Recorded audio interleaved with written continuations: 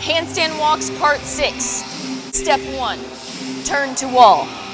Step 2, lift arms to side. Step 3, give wall big hug. Step 4, thank the wall for all that it's done for you up to this point. I love you, Mr. Wall, but now I must go because it is time for us to go to freestanding. We're leaving Mr. Wall. We gotta go do some fun things out on the floor. We gotta fall on our butts. We gotta do some upside down work and get our upside downness on track. So here we go. Yes, team, it has come to that time where you had to say goodbye to your friend, the Wall. But just remember, he's not that far away if you ever need some extra help retooling your handstand walks. Fun stuff. We get to be out on the floor today. Week 6 of 6 is handstand walking. I'm just gonna give you a few tips to keep in your mind as you start getting reps on reps on reps of getting upside down, learning what upside down feels like, correcting yourself, and the biggest thing, building strength and confidence when it comes to being upside down. Here we go.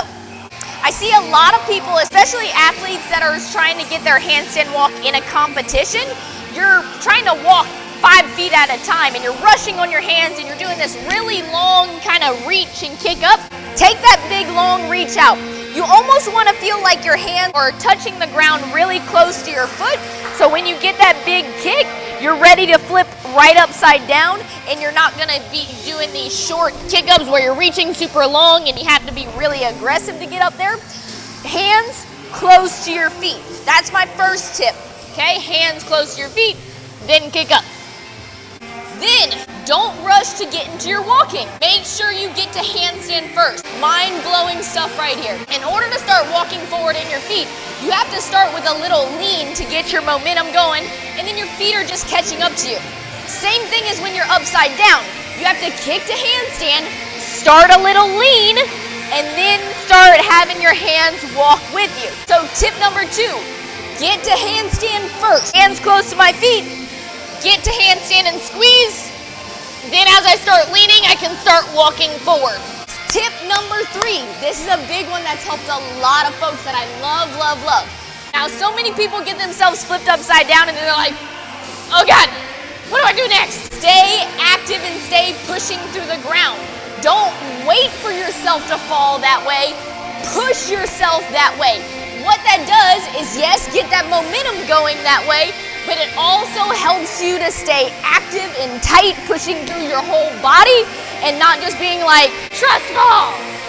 So, tip 1, hands close to your feet.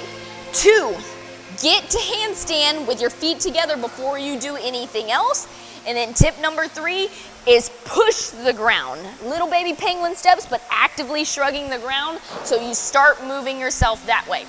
Hands close to your feet. Get to handstand first, shrug, and then push yourself forward.